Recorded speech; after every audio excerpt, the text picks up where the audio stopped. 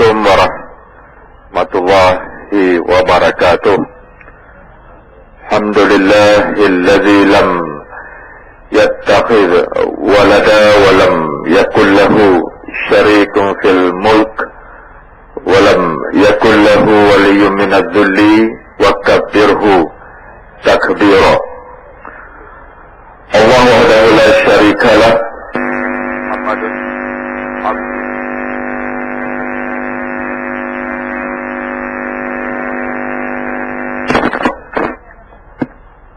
Allah wahdahu la syarika lah. Muhammadun abduhu wa rasuluh. Tawajjah innaka mansur.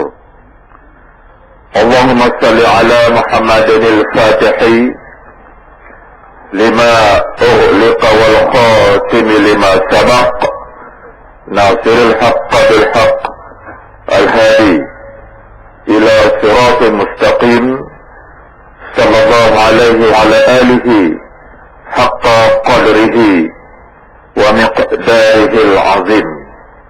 Qala Allah ta'ala fi kitabih al-aziz, a'udzu billahi minasy syaithanir rajim, alladzina immakkannahum fil ard aqamus shalah wa atawuz zakah wa amaru bil ma'ruf wa nahaw 'anil munkar walillahi 'aqibatul umur. Firman Allah Subhanahu wa taala di dalam Al-Qur'an antara lain yang bermaksud yang demikianlah mereka yang apabila kami berikan kedudukan, kekuasaan di atas muka bumi, mereka mendirikan sembahyang, menunaikan zakat, mengajak manusia kepada yang ma'ruf dan mencegah kemungkaran. Kepada Allah lah kembalinya segala urusan. Sadaqallahul azim. Yang dihormati Al-Fadil Ketua Dewan Pemuda PAS Negeri Pahang selaku pengurusi majlis pada malam ini, yang dikasihi sahabat saya yang berbahagia Datuk Tuan Ibrahim, Tuan Man, Ketua Penerangan PAS Pusat Suruhjaya PAS Negeri Pahang, yang juga sebagai yang dipertua PAS kawasan Kuala Kerau, Fadil adinda saya Ustaz Kamal Syari, Esko Dewan Pemuda PAS Pusat, pimpinan PAS di semua peringkat, tuan-tuan dan puan-puan muslimin dan muslimat yang dihormati sekalian. Saya bersyukur kepada Allah Subhanahu wa taala dan rasa gembira, bangga pada malam ini sekali lagi dapat kita bersama untuk bertukar fikiran, berkongsi beberapa maklumat penting yang perlu untuk kami sampaikan, dan sebahagiannya tadi telah pun diperjelaskan dengan begitu baik dan bernas oleh rakan-rakan penceramah. Kita sedia maklum sekarang bahawa kita sedang menunggu bilakah pilihan raya ataupun parlimen akan dibubarkan. Petang tadi saya keluar daripada persidangan parlimen minggu yang kedua dalam sesi parlimen bulan Jun, yang minggu depan mengikut jadualnya akan berakhir pada hari Khamis. Dengar ceritanya macam tak jadi parlimen nak dibubarkan. Nampaknya sebelum kita menunaikan ibadah fardu Ramadan, tak ada pilihan raya. Tapi sekiranya besok lusa Datuk Seri Najib bubarkan Parlimen, maka besar kemungkinan boleh berlaku. Ini bermakna kita akan mengundi pada beberapa hari saja lagi sebelum kita berpuasa. Jadi kita tunggulah besok atau lusa. Kalau tak ada juga, maknanya lepas hari raya. Saya yakin dan percaya bahawa setelah Datuk Tuan Ibrahim Tuan Man tembak dengan peluru bahawa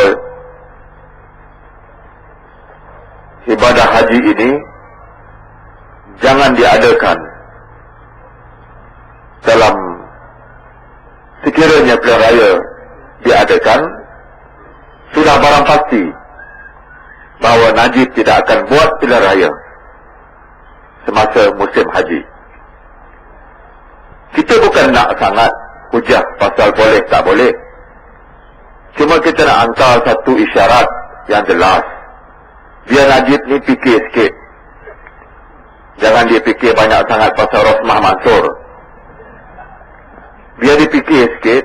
Maknanya dengan isyarat yang Datuk Tuan dah tembak tu, maknanya kamu jangan buat pilihan raya semasa umat Islam nak pergi haji.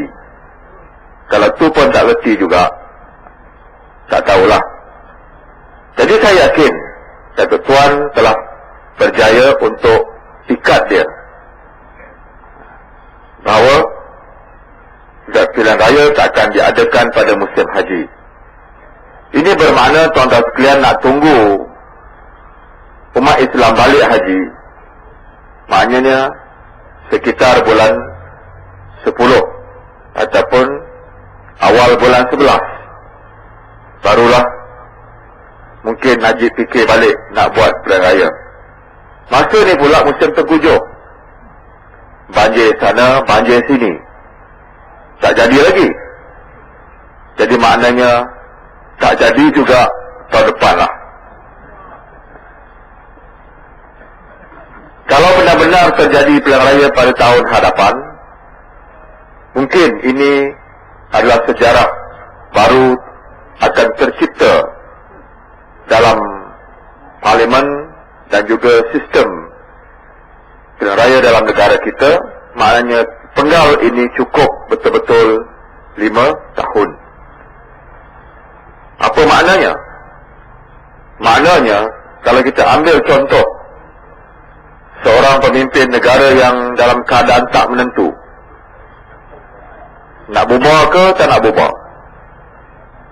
boleh menang ke tak boleh menang, sesuai ke tak sesuai, jumpa bomoh sana, jumpa dukun sini, panggil tukang telik sana, jumpa nujum kat sini, tak dapat isyarat. Keluar-keluar muka Rosmah, tarikh tak nampak juga lagi. Jadi ada satu contoh negara maju, iaitulah berlaku di United Kingdom di akhir era parti buruh pemerintah, iaitulah Gordon Brown. Dia tak yakin nak bubar Parlimen, dia tunggu sampai habis. Telik punya telik, renung punya renung, fikir punya fikir, sampai habis tempoh. Dah habis tempoh kena buat pilihan raya, ikut perlembagaan. Bila buat pilihan raya, parti buruh pun kalah, maka konservatif ambil alih kerajaan pada hari ini.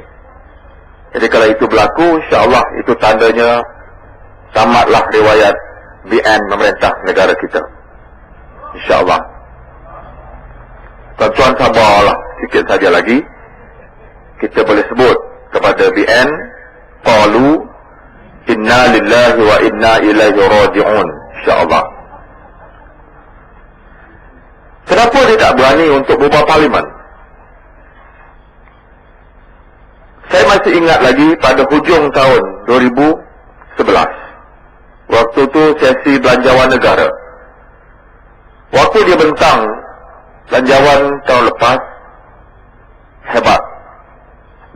gula dia pada rakyat. Dia nak bagi RM100 kepada setiap anak sekolah. Dia berikan RM300 voucher untuk pelajar-pelajar universiti. Boleh belanja duit itu beli buku.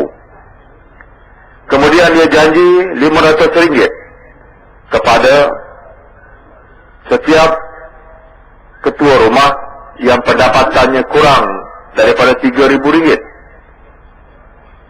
Bagi 500, habis dah duit tu. Kemudian mari pula berdepan dengan Peneroka Felda. Bukan main seronok.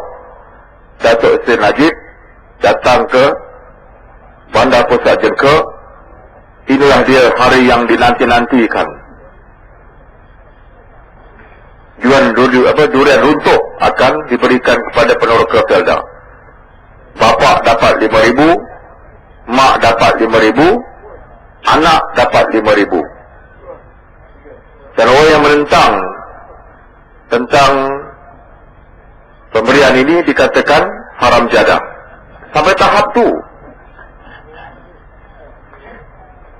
Dah berapa bilion dia belanjakan untuk gula-gula macam ini. Tapi tak berani juga lagi nak bubar parlimen. Jadi sebenarnya apa penyakit Najib ni? Apa sebenarnya yang melanda Perdana Menteri dari negeri tuan-tuan yang tuan-tuan kasih ini? Takkanlah tak berani lagi nak bubar parlimen dengan duit yang sebanyak itu yang telah dibelanjakan. Nak tunggu apa lagi? Sekarang pula janji nak bagi BRIM yang kedua.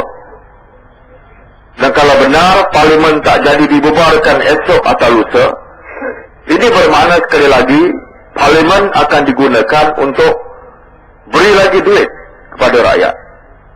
Ada BRIM yang kedua. Dan sekali lagi belanjawan negara akan dibentangkan untuk beri ini semua kepada rakyat. Apa yang saya nak sebut pada malam ini ialah, sebagai pengalaman saya sebagai ahli parlimen,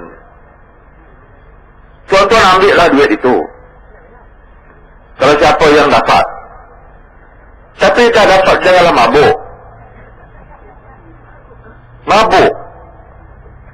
Tak boleh fikir dah. Sampai ada yang kata inilah dia kerajaan yang paling baik dalam dunia. Tak ada lagi lah. Kenapa? Dapat anak dapat RM100. Budak-budak universiti dapat RM300. Kita pula dapat RM500. Peneroka pula dapat RM5,000. Yang duit tuan-tuan dapat tu, itu duit tuan-tuan. Itu duit yang sepatutnya memang tuan-tuan dapat. Kenapa saya mengatakan hal yang sedemikian? Hujah saya ialah Najib kena bawa peruntukan itu dalam parlimen, dalam belanjawan tahun lepas. Dan bila dia bentang dalam parlimen menggunakan rang undang-undang perbekalan untuk membelanjakan satu jumlah wang daripada kumpulan yang disatukan. Jadi kami diberikan masa 41 hari sesi belanjawan untuk bahas belanjawan tersebut. Dan bila bahas belanjawan ini ada dua peringkat. Peringkat dasar dan peringkat jawatan kuasa. Peringkat jawatan kuasa diperincikan perbelanjaan duit tersebut mengikut kementerian-kementerian yang terdapat dalam kerajaan pusat. Jadi duit yang tuan-tuan dapat itulah duit tuan-tuan sendiri. Duit pembayar cukai. Duit yang datang daripada hasil negara. Bukannya duit daripada tabung ataupun kumpulan daripada pusaka datuk nenek moyang UMNO. Kalau duit yang diberikan kepada tuan-tuan itu tak dibawa dalam parlimen, tidak dibahaskan dan dibentangkan satu rang undang-undang untuk membelanjakan duit itu, saya tak kisah. Kita pun tak bawa. UMNO punya duit, dia punya hal lah. Tidak bagi dengan tuan-tuan, tanda baik dia dengan rakyat. Ini duit UMNO, dia boleh buktikan ini duit UMNO. bila kita tanya di dalam parlimen, adakah duit ini besok akan dipanggil wakil-wakil rakyat daripada semua kawasan dalam negara kita? Jawapan menteri dalam parlimen memang indah, lembut, gigi dari lidah. Kita adil, kita saksama. Tapi bila bagi, saya sebagai ahli parlimen dalam kawasan saya, dia tak bagi, tak panggil pun.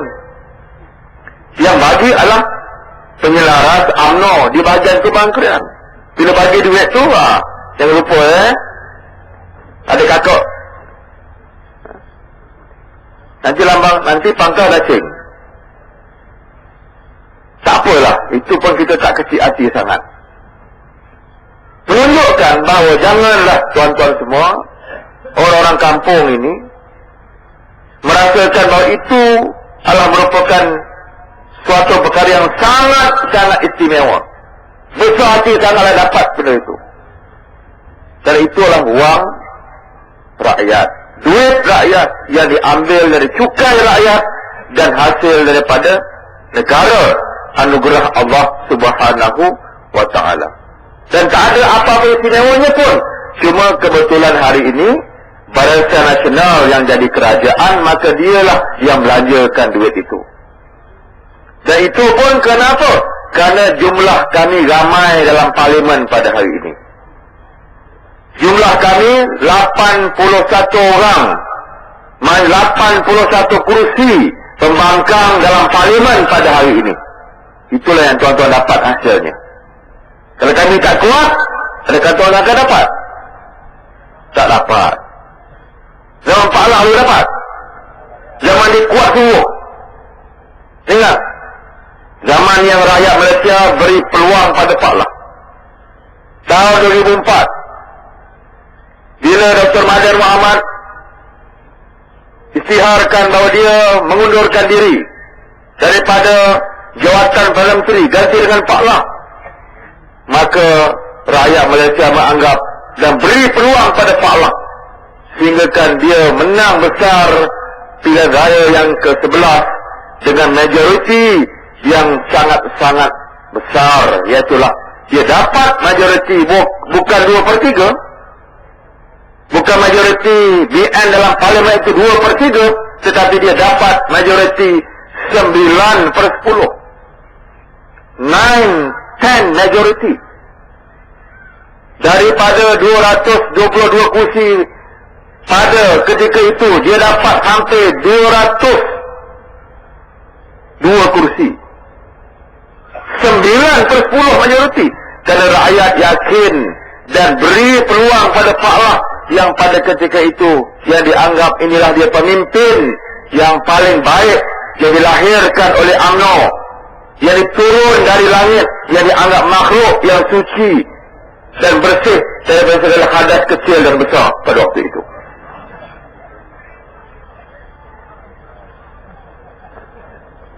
Ada tuan-tuan, ada kita dapat duit macam itu dulu? Tak dapat. Apa yang berlaku? Ini yang disebut oleh Rafizi Ramli bila dia berdebat dalam siri pertama yang dianjurkan oleh Sinar Harian dan diberikan live siaran terus menerus oleh Astro Awadi. Dia lawan dengan Khari Jamaluddin atas tajuk PT-PTN. Dan dalam debat tersebut, rakyat Malaysia menyaksikan satu soalan yang tak terjawab oleh Khairi sampai pada akhir debat itu ialah ke manakah perginya duit Petronas. Pada zaman Pak Lah dulu, dia dapat satu sumbangan wang Petronas yang berjumlah 230 bilion ringgit Malaysia. Mana pergi duit itu? Itu tak dijawab sampai habis debat. Kami soal dalam parlimen, soalan kami ditolak bila tanya tentang duit itu, kerana dikatakan tak relevan. Dalam akaun Petronas tak boleh kita bahas. Petronas tu, tuan-tuan sekalian, Akaunnya kami dah minta banyak kali. Kalau tak nak diredahkan pada umum, paling tidak pun bentang letak atas meja kami sebagai ahli parlimen. Dia kami tengok, boleh kita bahas. Macam manakah Petronas? Bagaimanakah kerajaan membelanjakan dia Petronas tu? Tak boleh. Tak boleh. Kalau dia dah OSA, Akta Rahsia Rasmi, tak boleh dedah. Jadi siapa pun tak tahu bagaimana dia Petronas yang tahun lepas saja yang untungnya sehingga 98 bilion ringgit Malaysia, macam mana duit itu dia belanjakan, kita tak boleh tahu. Ahli-ahli parlimen pun tak boleh tahu kerana dia direct terus kepada pejabat Perdana Menteri Malaysia. Saya sebut perkara ini untuk apa? Untuk kita buka sedikit minda kita. Biar kita faham. Yang kita dapat sikit-sikit ni adalah merupakan hanya kerana apa? Kerana mereka dalam keadaan cukup takut hari ini untuk berdepan dengan Pakatan Rakyat. Mereka tak boleh jawab apa yang kita serang mereka pada hari ini. Mereka tak boleh jawab dengan hujah. Maka lahirlah, kalau tuan-tuan tengok, politik fitnah, politik samsing, politik yang tidak lagi menggambarkan sebuah negara yang benar-benar dikatakan mengamal demokrasi yang kita harapkan berlaku dalam negara kita ini. Paling batu sana, paling telur sini, bawa asid curah pada kereta-kereta yang datang dengan ceramah kita. Pemuda-pemuda yang diupah untuk pukul orang, ugut orang. Ini budaya politik yang sedang menyemarak dalam negara kita. Pokok ceritanya adalah bagaimana wang negara kita dibelanjakan, itu tak boleh beritahu. Dan bila ditanya ke manakah pergi duit itu, mereka tak boleh jawab. Tuan-tuan sekalian, saya sebagai seorang ahli parlimen Pakatan Rakyat dari PAS, dari Parti Islam Semalaysia PAS,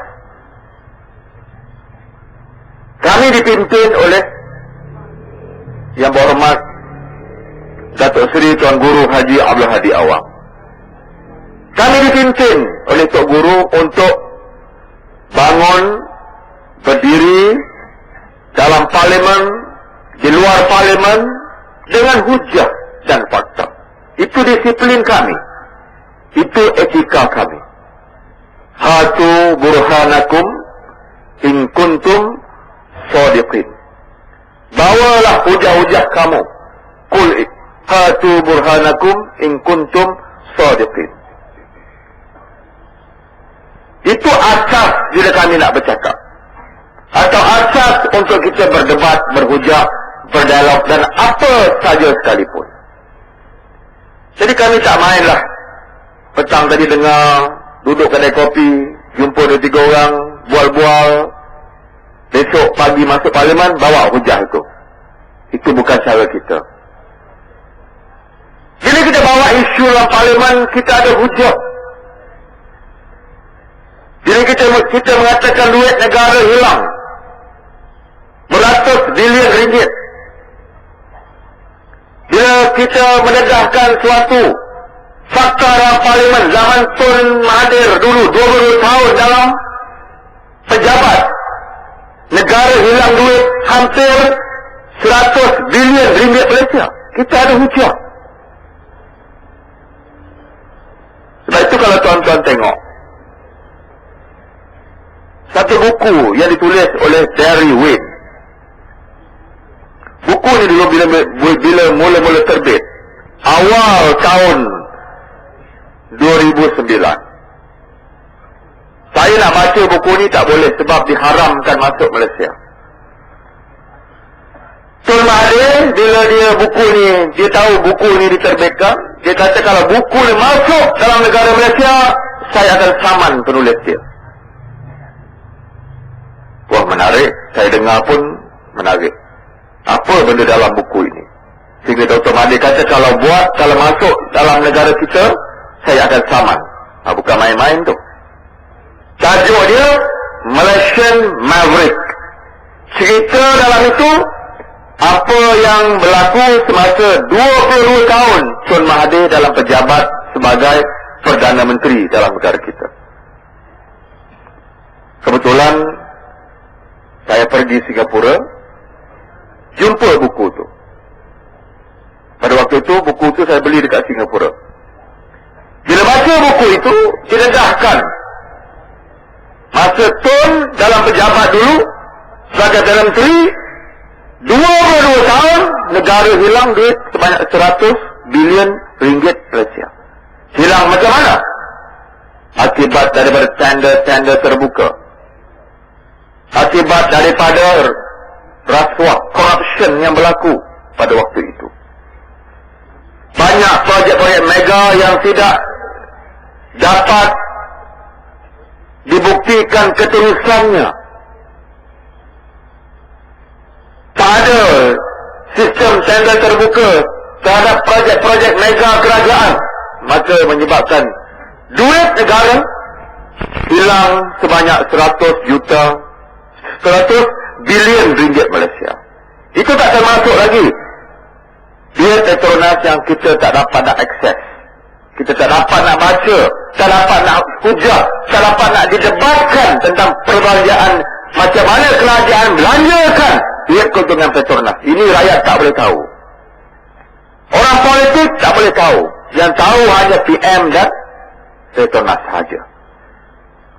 Pegawai-pegawai kerajaan sejujur mana pun tak berani nak dedahkan kerana dia terikat dengan OSA. Kalau kena denda 2,000 lebih, penjara 1 tahun, hilang jawatan, pension tak dapat. Itu akta rimba, akta Dekronian OSA. Dalam buku itu juga menceritakan Pak Lah perintah negara kita tak sampai 5 tahun. Tak cukup 5 tahun, tapi dia kena pergi. Dia kena desak. Desaknya kenapa? Pilihan Raya 2008 sangat buruk prestasi Barisan Nasional. Masa Pak lah, dia tadi mula-mula cerita orang yakin. Dia ganti Tun Mahathir, orang anggap ini dia Mr. Clean. Tapi bila dah perintah 1-2 tahun, baru nampak dia punya kelemahan. Maka lahirlah satu isu tentang budak tingkat 4. Siapa budak tingkat 4? Menantu dia sendiri, Khairi Jamaluddin. Cerita ini orang UMNO pun tahu. Tak payah saya cerita. Kontraktor rendah UMNO pun tak dapat projek. Semua fail lalu depan Khairi. Khairi lah orang yang paling berkuasa pada waktu itu. Orang UMNO tahu cerita ini. Pemimpin besar UMNO pun tahu cerita ini. Sehingga kan budak yang jadi menantu ini akhirnya menjadi liability. Apa dia liability? Bahasa orang kampung jadi biawak hidup kepada Pak Lah.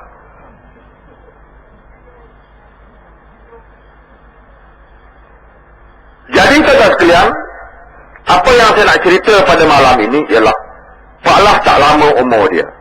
Dia kena pergi. UMNO kena buat suatu plan kepimpinan dia.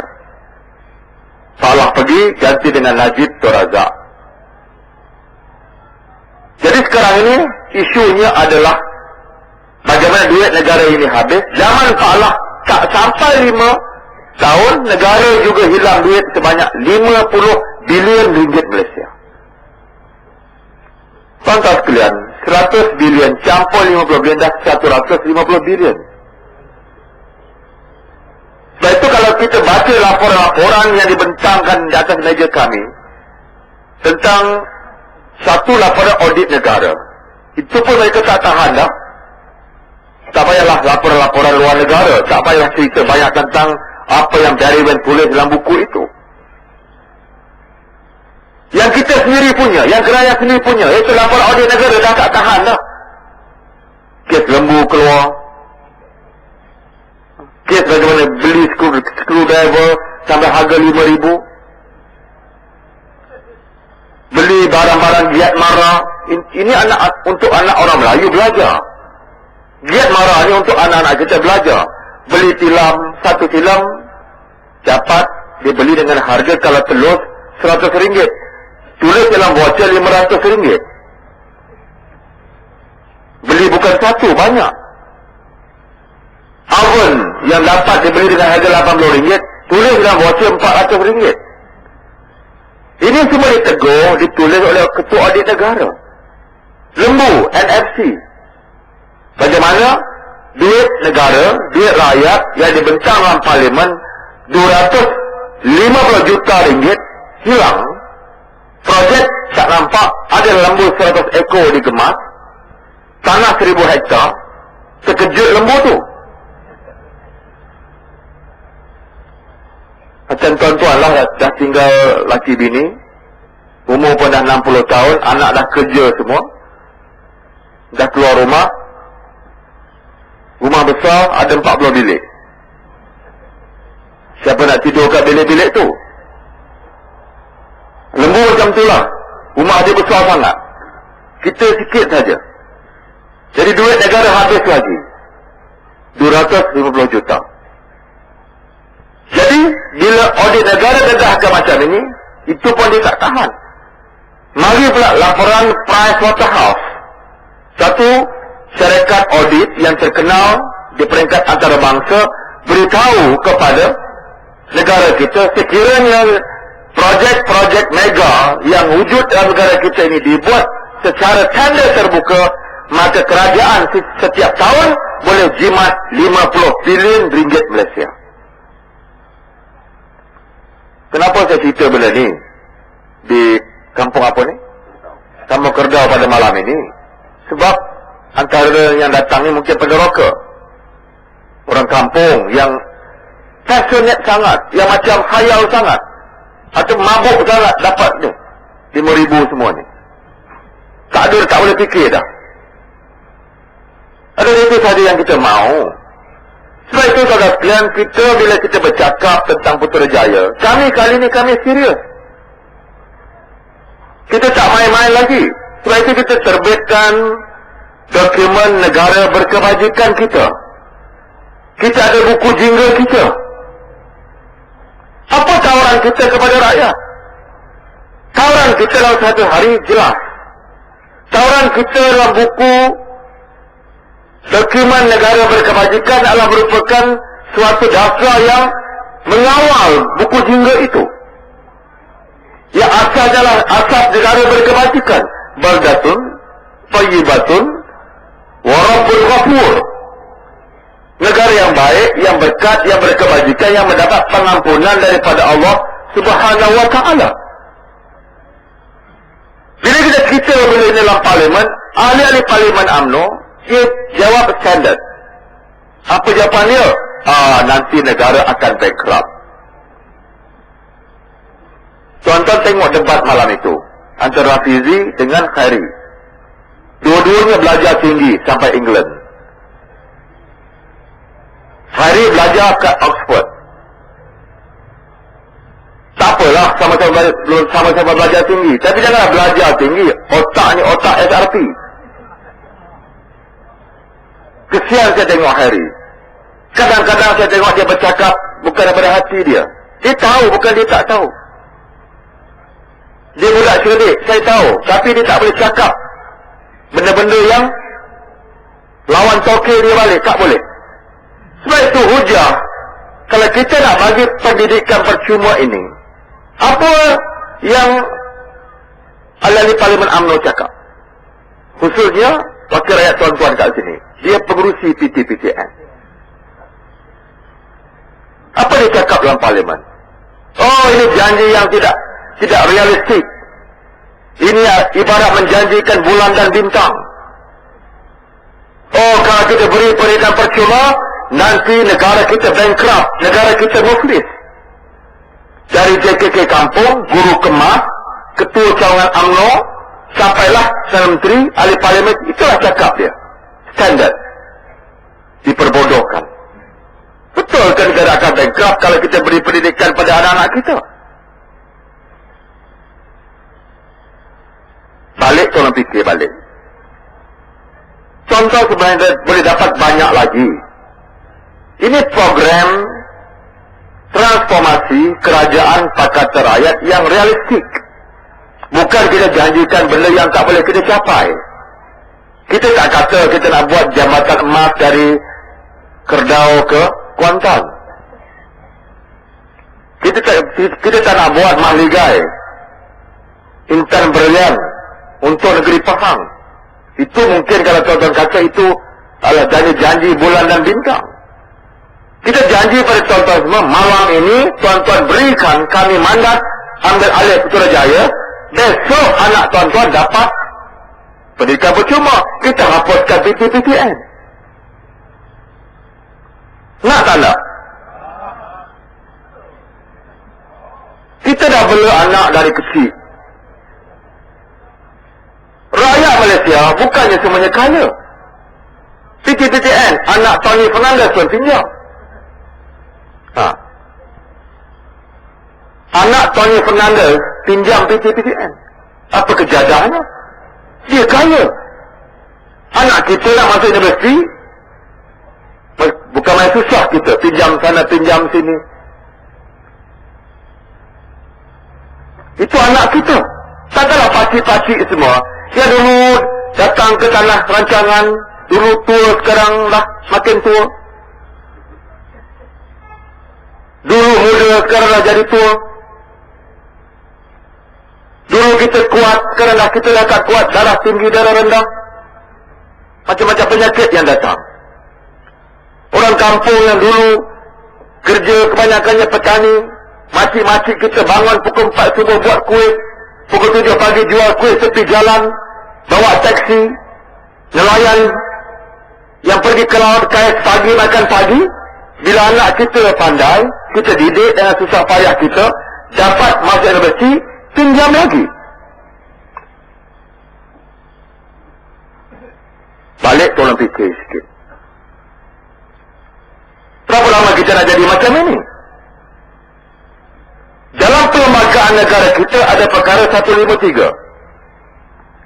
Apa dia perkara 153? Hak istimewa orang Melayu. Hari ini cerita orang Melayu tak habis lagi. Kita dah merdeka 54 tahun. Tak habis lagi cerita pasal orang Melayu. Macam mana kita? Jangan cerita lagi pasal anak orang India, anak orang Cina, anak orang Kadazan, Dusun, Kapal Sarawak, yang mereka juga cerdik, tak dapat beasiswa. Sampai mereka mengatakan, adakah kerana kulit kami ni hitam? Adakah kerana kami nama saya ni Chandran, nama saya ini Chan Siu Sing, ataupun nama saya ni Edward anak Randi? Oleh kerana nama kami ini, bangsa kami ini, kami tak dapat apa-apa. Nak jawab macam mana? Najib tak apalah, dia hari-hari kena jawab soalan Rosmak. Dia tak sempat jawab soalan rakyat. Tapi kita kena jawab. Orang Melayu tak selesai lagi hak kita. Betul, Petronas ada bagi beasiswa. Betul tu. Bank negara ada bagi beasiswa. Siapa yang dapat? Berapa kerat yang dapat? Sekarang Pakatan Rakyat jumpa tuan-tuan. Janjikan pada tuan-tuan, malam ini dapat mandat Putrajaya, besok percuma pendidikan. Apa maknanya? Anak kita sekolah rendah, sekolah menengah, dan dapat ijazah pertama, percuma. Yuran kita tanggung dengan kos hidup sekali. Dah dapat ijazah pertama, nak buat master dan PhD itu cari sendirilah. Itu ada special lah nanti kalau ada beasiswa. Dapat 4 flat, itu kita boleh fikir. Tapi asas untuk membangunkan rakyat yang Tok Guru Presiden sebut bahawa dalam kitab Ibn Khaldun yang bertajuk Al-Muqaddimah, isi ambil kira tentang pandangan untuk bangunkan masyarakat dalam dunia ini yang akan jadi masyarakat yang bertamadun. Asasnya adalah pendidikan. Jadi dalam Islam, ianya adalah merupakan pendidikan adalah industri. Labur, negara melabur pada pendidikan takkan pernah rugi. UMNO saja kata ia bankrupt. Makhluk UMNO saja kata bila melabur ni untuk rakyat pendidikan bankrupt. Itu makhluk dia nama UMNO.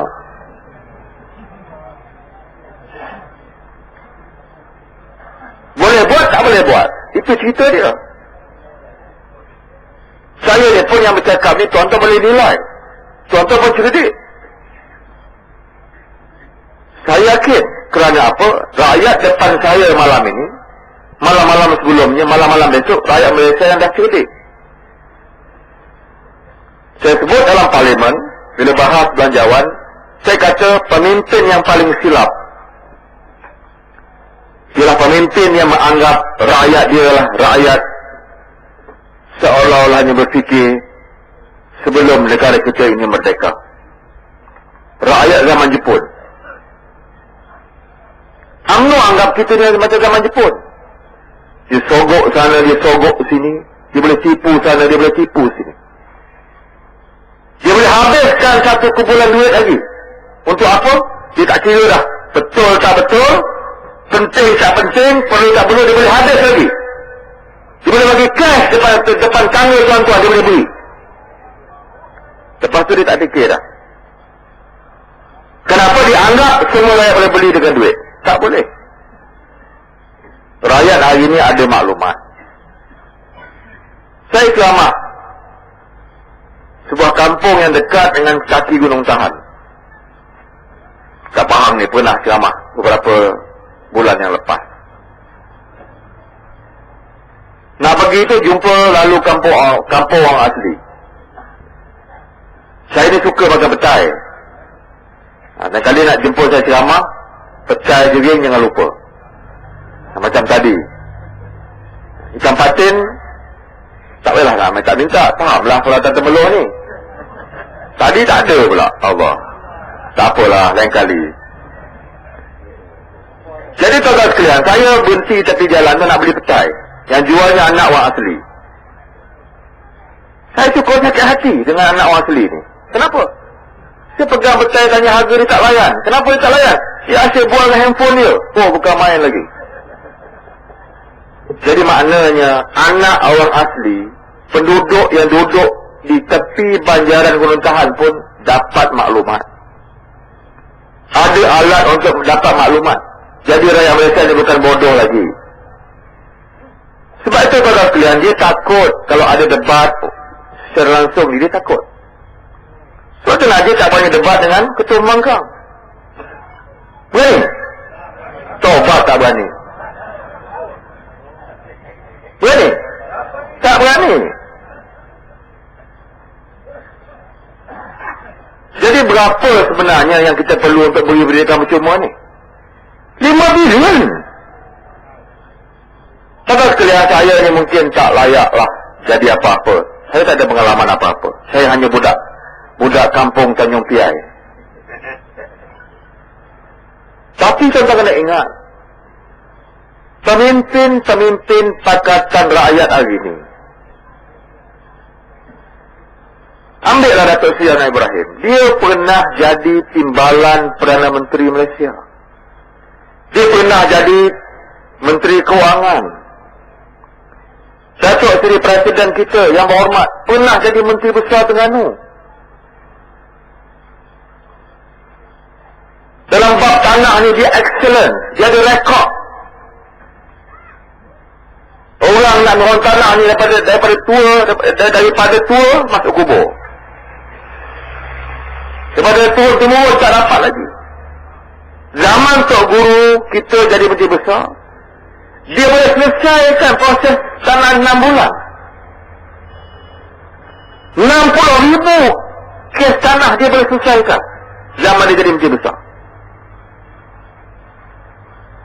Dan report daripada Kerajaan Negeri di Terengganu, walaupun lepas itu BN ambil, alhamdulillah Tok Guru dengan exco kita tak ada file yang boleh melibatkan kita dengan kesalahan rasuah, penyelewengan dan salah guna kuasa. Tok Guru ni aziz. Alhamdulillah 2-3 bulan lepas kita buat satu sambutan kesyukuran di Kota Baru. 22 tahun dalam pejabat sebagai menteri besar. Tak ada apa. Harta dia macam tu lah, rumah dia macam tu lah, bini dia macam tu lah. Dia pakai serban tu lah. Serban itu kalau beli sedozen mungkin tak sampai RM100. Baju tu macam baju Johor tu, Teluk Pelanggar. Dia punya baju singlet dia pagoda. Dia punya kain dia siap gajah duduk. Kasut batang. UMNO kata macam mana nak perintah negeri ni? Serban seremban nak perintah negeri macam mana? 22 tahun, alhamdulillah. Tak ada apa-apa. Nak perintah ni kena otak yang bagus, yang cerdik dan jujur, tak ambil duit rakyat. Itu saja. Bukan masalah pakai serban jubah, bukan masalah itu. Ada orang tu pakai kot. Oh, bukan main kot. Kot wool, made in England. 10,000 pound satu pasang baju. Tai besar sejadah.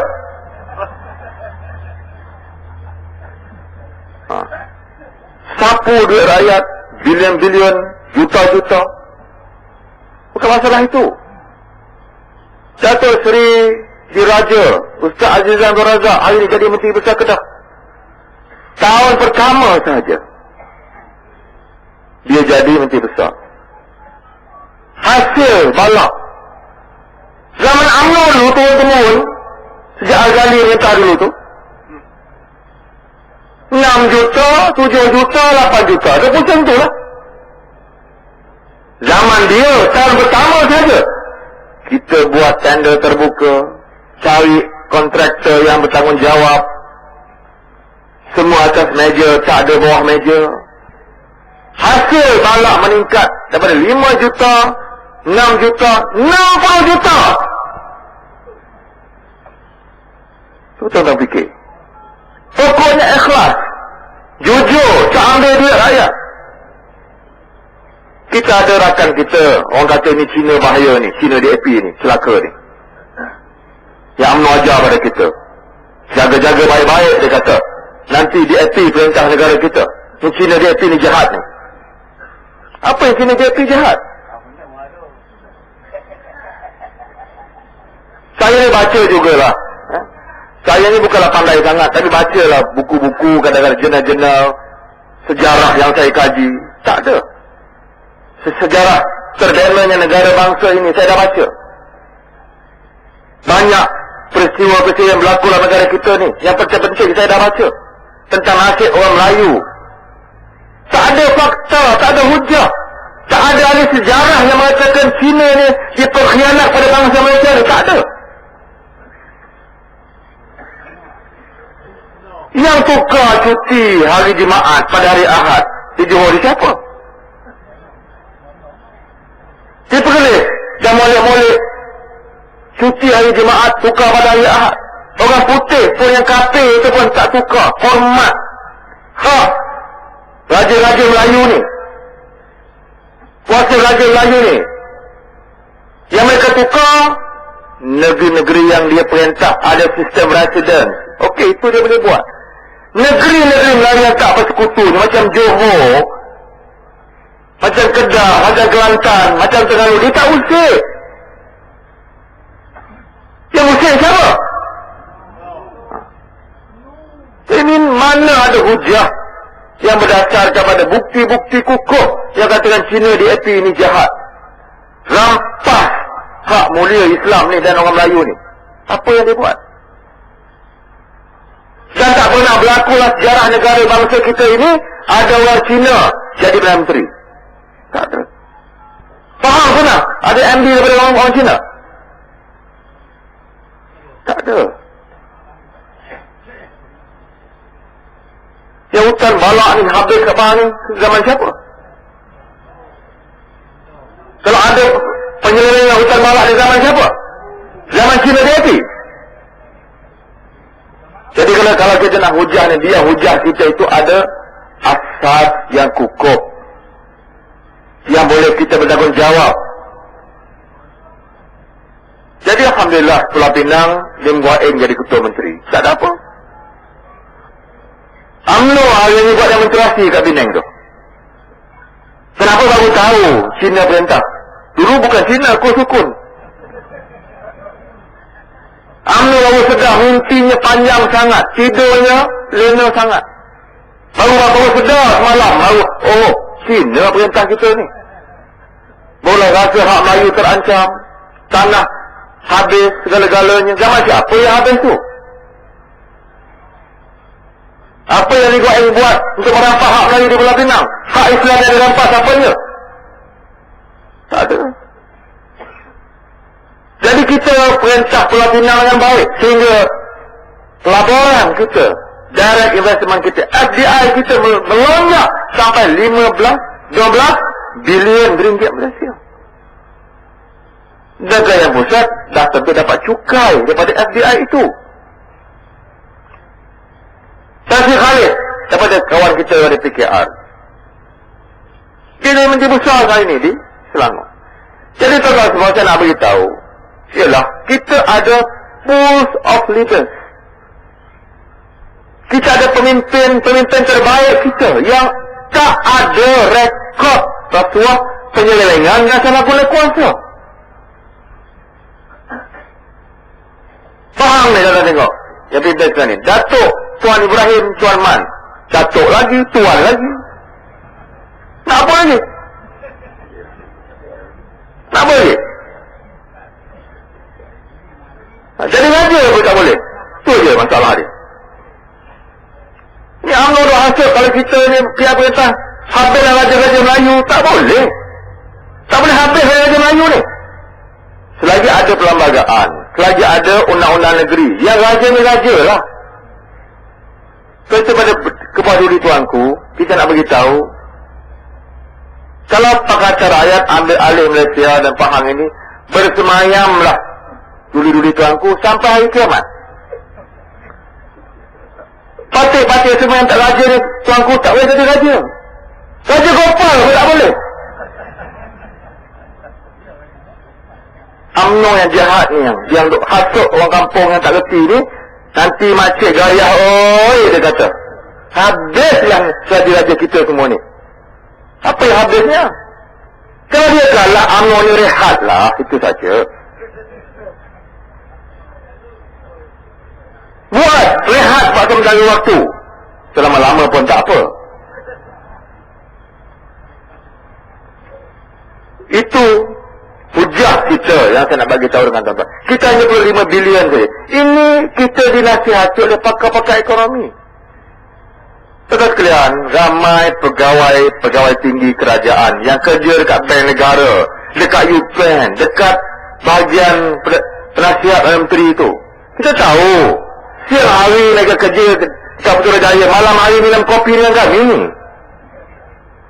Mereka ni ada iltizam, ada keikhlasan, beri idea macam mana kita selesaikan masalah negara. Bajet negara setiap tahun, ini pengalaman saya lah, saya nak sebut. Zaman saya masuk Parlimen 2004 sampai sekarang 2009. Secara purata, bajet negara sudah kurang 230 bilion ringgit Malaysia. Jadi, untuk beri anak-anak kita ni pendidikan percuma, kita hanya perlu 5 bilion. Apa masalahnya? Bila mana dah datang bankrupt-nya? Kita nak ambil hanya 5 bilion daripada 230 bilion.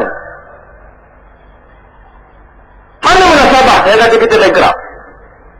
Lainlah kalau kita katakan bajet untuk memberikan pendidikan percuma ini melebihi bajet negara keseluruhannya. Hanya 5 bilion.